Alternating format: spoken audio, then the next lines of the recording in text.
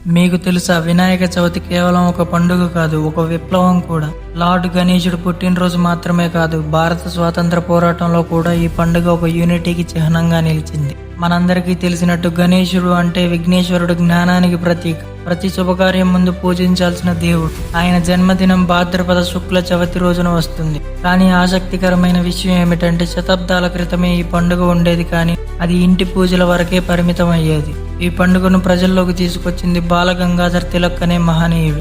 1893లో British వారు పెద్దగా సమావేశాలు జరగకుండా కఠిన నియమాలు పెట్టినప్పుడు తిలక్ గారు వినాయక చవితిని సార్వజనిక పండుగగా మార్చి ప్రజలను ఒక చోట కలిపారు. అలా గణేశుడు కేవలం దేవుడే కాదు, స్వాతంత్ర పోరాటంలో ప్రజలను ఏకం చేసిన శక్తిగా మారాడు. అప్పటి నుండి గణేష నవరాత్రులు ఉత్సాహంగా పాటలు, నాటకాలు, సాంస్కృతిక కార్యక్రమాలతో జరగసాగాయి. ఇదే సంప్రదాయం ఇప్పటికీ కొనసాగుతూ చిన్న ఊళ్ళ నుంచి పెద్ద నగరాల వరకు గణపతి బప్పా మోరియా నినాదాలతో మారుమ్రోగుతుంది. కానీ వినాయక చవితి కేవలం ఆధ్యాత్మిక ఉత్సవం మాత్రమే కాదు, ఆర్థికంగా కూడా ఎంతో ప్రాధాన్యం కలిగి ఉంది. మట్టి విగ్రహాలు చేసే శిల్పులు, పూలు అమ్మేవారు, పండ్లు, మిఠాయిలు అమ్మేవారు, అందరికీ ఇది జీవనోపాధి. కొన్ని రాష్ట్రాల్లో గణేష చవితి వల్ల వేల కోట్ల రూపాయల లావాదేవీలు జరుగుతున్నాయని అధ్యయనాలు చెబుతున్నాయి. కానీ ఇటీవలి కాలంలో పర్యావరణానికి హాని కలిగించే ప్లాస్టర్ విగ్రహాల బదులు చాలా మంది ఇప్పుడు పర్యావరణ రహిత గణపతిని, అంటే మట్టి విగ్రహాలను ఎంచుకుంటున్నారు. ఇది మన సంప్రదాయాన్ని కాపాడుతూ ప్రకృతిని రక్షించే మంచి మార్పు.